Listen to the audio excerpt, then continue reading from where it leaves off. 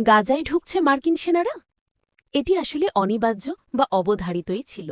মার্কিন মগজ থেকে উৎসাহিত শান্তি প্রক্রিয়ায় দেশটির সামরিক উপস্থিতি বা খবরদারি থাকবে না, এমনটা ভাবা যায় না। মার্কিন মগজের ফসল না হলেও তাদের সামরিক উপস্থিতি থাকতই। এখন সেই সম্ভাবনাটাই বাস্তব হতে চলেছে। গাজায় মার্কিন নেতৃত্বাধীন টাস্ক ফোর্সের মোতায়েন।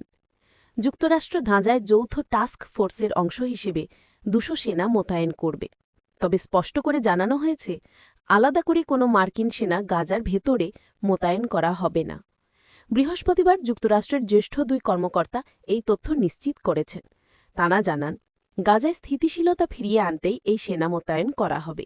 টাস্ক ফোর্সের সদস্য নাম প্রকাশ না করার শর্তে মার্কিন ২ জ্যেষ্ঠ কর্মকর্তা সাংবাদিকদের জানান, এই ২০০ সেনা টাস্ক ফোর্সের মূল অংশ হবে। সেখানে থাকবে মিশরের সশস্ত্র বাহিনী, কাতার, তুরস্ক এবং সম্ভবত সংযুক্ত আরব আমিরাতের প্রতিনিধিরাও।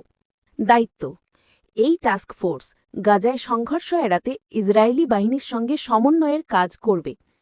যুদ্ধবিরতি পর্যবেক্ষক মার্কিন সেনাদের এই দলটির নেতৃত্ব দেবেন যুক্তরাষ্ট্রের সামরিক সেন্ট্রাল কমান্ড সেন্টকম এর প্রধান অ্যাডমিরাল ব্র্যাড কুপার। মার্কিন কর্মকর্তারা বলছেন, তারা যুদ্ধবিরতিতে আইন লঙ্ঘনের খবর জানাবেন। আমেরিকান বাহিনী গাজায় প্রবেশ করবে না। এই সেনারা একটি সমন্বয় কেন্দ্র স্থাপন ও পরিকল্পনা করবেন, যা তারা সবচেয়ে উপযুক্ত মনে করেন। এনজিও, বিনিয়োগকারী ও অংশীদার দেশগুলিকে এই সেনারা একত্রিত করবে, যাতে মানবিক সহায়তা কার্যকর এবং দক্ষভাবে পরিচালনা করা যায়। চুক্তি কার্যকর এবং পরিস্থিতি পর্যবেক্ষণ। হোয়াইট হাউসের এক জ্যেষ্ঠ কর্মকর্তা সাংবাদিকদের বলেন, যুক্তরাষ্ট্র অবশেষে এই পরিকল্পনা কার্যকর করতে পেরে সন্তুষ্ট। তবে কিছু অংশে পরিবর্তন আসতে পারে। তিনি সতর্ক করে বলেন, যত ইতিবাচক অগ্রগতি হোক না কেন, এটি এখনও খুব নাজুক সময়। বহু উপায়ে পরিস্থিতি আবারও খারাপ হতে পারে।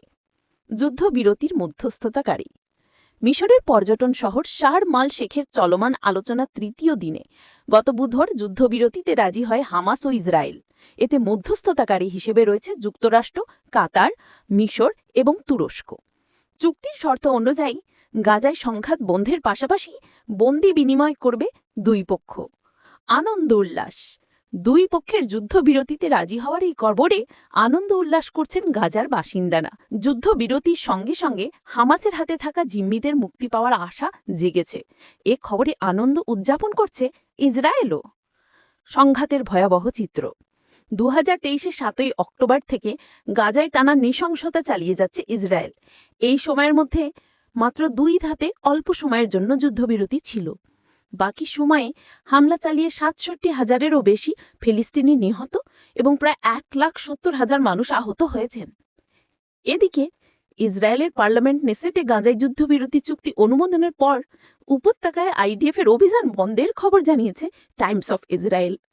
অর্থাৎ ২৪ ঘণ্টার মধ্যে গাজায় যুদ্ধবিরতি কার্যকর হবে। গাজার মানুষ এখন অপেক্ষা করছে, এই যুদ্ধবিরতি কতদিন স্থায়ী হয়, আর সত্যি কি কোনো শান্তির সূর্য